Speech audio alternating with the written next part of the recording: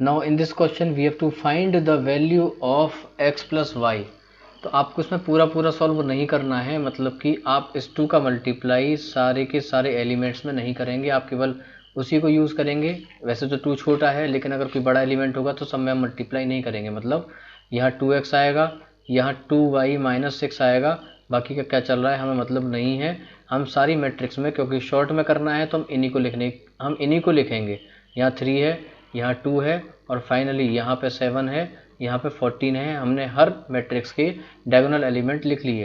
तो जब आप इसकी इक्वेशन बनाओगे तो 2x प्लस 3 इक्वल्स टू 7, और यहाँ से x की वैल्यू आ जाएगी इक्वल्स टू 2, और similarly 2y minus 6 plus 2 equals to 14, और यहाँ से जब आप इसको सॉल्व करोगे तो y की वैल्यू आ जाएगी 9।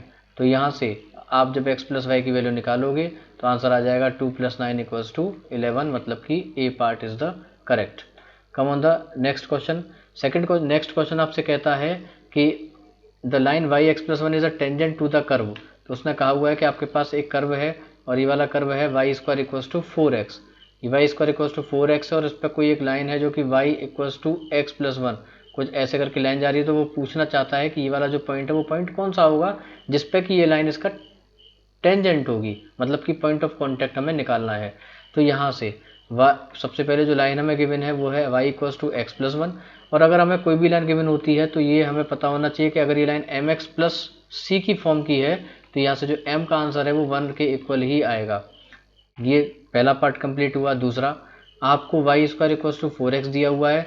On differentiating with respect to x to find the dy by d x we will get 2y dy by d x equals to 4, और यहाँ से dy बाई डी एक्स की वैल्यू आ जाएगी इक्वल्स टू 4 अपॉन 2y, या कहते हैं 2 upon Y. लेकिन हमने मान लिया कि जो ये टेंजेंट है ये यहाँ टेंजेंट होगा एक पॉइंट x1 y1 पे। तो अगर हम टेंजेंट फाइंड करने की कोशिश करेंगे x1 y1 पे तो इसका आंसर आ जाएगा 2 अपॉन y1, मतलब कि dy by d x at x equals to x1 y1 will equals to 2 upon y1। मतलब कि according to this graph y square equals to 4x, जो आपका स्लोप आया है वो 2 अपॉन y1 आया है, और जो लाइन है वो कह रहा है कि मेरा तो जो स्लोप है वो x1 y1 पे 1 है। इसका मतलब है कि दोनों का आपस में बराबर होना पड़ेगा, और यहाँ से y1 का आंसर आ जाएगा 2। तो यहाँ देख लेते हैं कि जो कोऑर्डिनेट है बाद वाला वो 2 किस किस में है, एक इसमें है और एक इसमें है।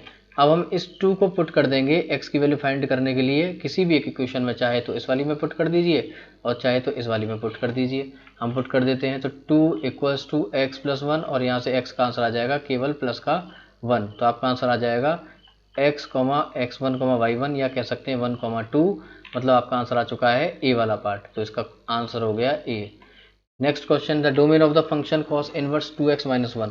तो आपको पता होना चाहिए कि जब cos इनवर्स होगा, या आप इसको जान लीजिए कि cos इनवर्स थीटा में जो डोमेन होती है वो डोमेन इसकी होती है बिटवीन -1 टू +1। तो यहाँ पे डोमेन का मतलब होता है कि थीटा बिलोंग्स टू -1 टू +1। यहाँ पे जो थीटा दिया हुआ है वो है 2x माइनस 1।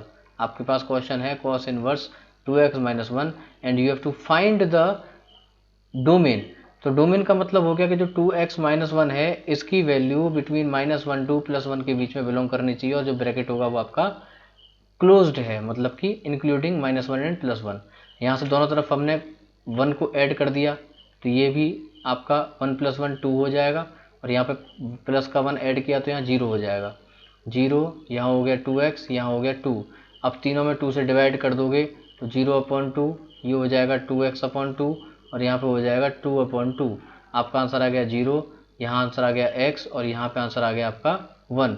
कुल मिला के आपका आंसर आ गया x must belongs to between 0 to 1 including 0 and 1, मतलब आपका आंसर ए पार्ट हो गया। नेक्स्ट क्वेश्चन, क्वेश्चन नंबर 12 में, ये क्वेश्चन एक इंपॉर्टेंट क्वेश्चन है, इसको आप जरूर कर लीजिए। इस क्वेश्चन में कहा हुआ है, इसको समझ लीजिए। If a function is defined from a to b and n A equals to, अगर आपको ये याद करके रखना है, इसमें उल्टा दे दिया है आपको लगेगा, लेकिन मैं इसी के अकॉर्डिंग बता दूं। N A equals to q है, एन बी इक्वल्स टू अगर पी है, तो आप इसको याद रखिए। एन ए एन बी का मतलब होता है total number of elements in A and total number of elements in B. तो यहाँ से आप देखेंगे जो टोटल नंबर ऑफ फंक्शंस होगा total number of functions from A to B. Total number of functions A to B होता है हमेशा एन बी, जितने बी के कार्डिनल नंबर होता है उसकी पावर एन ए। अब आपको कितना भी कंफ्यूज करे, कंफ्यूज नहीं होना। यहाँ आप देखेंगे एन बी आपको दिया हुआ है पी, और एन ए जो दिया हुआ है वो दिया हुआ है आपको क्यू। तो आपका आंसर आ गया p to the power q, मतलब कि C is the correct answer, जिसको आप याद कर लीजिए, क्योंकि यहाँ पे पी और क्यू की जगह पे वो आपको कह सकता है कि if n A has 3 elements, n B has 5 elements, then how many functions can be defined from a to b. Now question number 13, in this question we have to find dy by dx। तो dy by dx के लिए आपको x given है a cos theta. आप speed से, क्योंकि अब आपने इतना पढ़ लिया है, तो dx अपॉन डी थीटा किसके बराबर हो जाएगा, minus a sin theta. Similarly आपको y गिवन है y equals to b sin theta, और यहाँ से आप निकालेंगे dy by डी थीटा, तो dy by डी थीटा की वैल्यू आ जाएगी b cos थीटा। इन दोनों का डिवाइड कर दीजिए, मतलब कि if you have to find the value of d y by d x, तो डी वाई को ऊपर रखा बी कॉस थीटा और नीचे रखा, तो ये हो गया माइनस ए साइन थीटा। लेकिन ऐसा कोई भी ऑप्शन नहीं आ रहा, कोई नहीं आ रहा, तो कौन सा ऑप्शन हो सकता है, हम इसको ऐसे भी लिख सकते हैं minus b upon a cos theta upon sine theta, मतलब कॉट थीटा। अगर 10 के टर्म में लिखना है तो ऐसे भी लिख सकते हैं माइनस बी अपॉन ए इंटू 10 थीटा, मतलब कि जो कॉट थीटा है उसको हम 1/10 थीटा भी लिख सकते हैं। और यहाँ से आप देखोगे कि जो ये वाला आंसर है माइनस बी अपॉन ए 10 थीटा, ये आपको पार्ट सी में दिया हुआ है, तो सी इज द करेक्ट आंसर। अगले वाले में बढ़ते हैं, क्वेश्चन नंबर 14। ये कह रहा है कि such that A plus A dash equals to I, then find the value of alpha. आपको एल्फा की वैल्यू फाइंड करनी है। तो क्वेश्चन इज गिवन, बहुत सिंपल है, cos alpha minus sine alpha. अब आप इसमें अलग अलग ऐसे नहीं निकालना कि ए आपने निकाला फिर ए डैश निकाला फिर आप उसको ऐड करने लग रहे हैं, आपके पास इतना टाइम नहीं है। आपने केवल ए लिखा और आप अब इसी को सॉल्व करेंगे। कैसे करेंगे देख लेते हैं एक बार। यहाँ से ये हो गया साइन एल्फा और ये हो गया कॉस एल्फा। उसके बाद उसने कहा है कि ए में आपको ऐड करना है ए डैश को, तो इसका ए डैश कितना हो जाएगा, cos alpha minus sine alpha, और इधर हो जाएगा साइन एल्फा कॉस एल्फा, और यहाँ से आपका आंसर आ जाएगा इक्वल्स टू आई का मतलब हो गया 1001। इसको सॉल्व कर लेते हैं। सॉल्व अगर हम करेंगे तो cos alpha plus cos alpha, ये आपका आंसर आ गया 2 cos alpha, minus sine alpha plus sine alpha, ये 0 हो गया, sine alpha minus sine alpha, ये भी 0 हो गया, एंड कॉस एल्फा फिर से ये 2 कॉस एल्फा हो गया। कुल मिला के आप किसी भी एलिमेंट को इक्वल रखेंगे तो यहाँ से 2 कॉस एल्फा इक्वल आ जाएगा 1 के इक्वल, कॉस एल्फा की वैल्यू आ जाएगी 1/2 के इक्वल, और यहाँ से जो एल्फा है उसकी वैल्यू आ जाएगी, आप इसको देखिए कि कॉस एल्फा की वैल्यू 1/2 कैसे होती है, और आप खुद इसका आंसर कितना होगा कमेंट में लिख के बताइए। Question number 14, y. इस तरीके का क्वेश्चन कभी भी आता है तो आपको समझ जाना होगा कि सीधे सीधे d2y/dx² का आंसर हमेशा, देख लीजिए इसको, अगर आपके पास क्वेश्चन कभी भी इस तरह का होगा, y इक्वल्स टू ए, कोई भी constant e to the power कोई भी आप लिख दीजिए, मैंने स्मॉल a x लिख दिया, plus v e to the power minus B x या प्लस का बी एक्स, कोई फर्क नहीं पड़ता।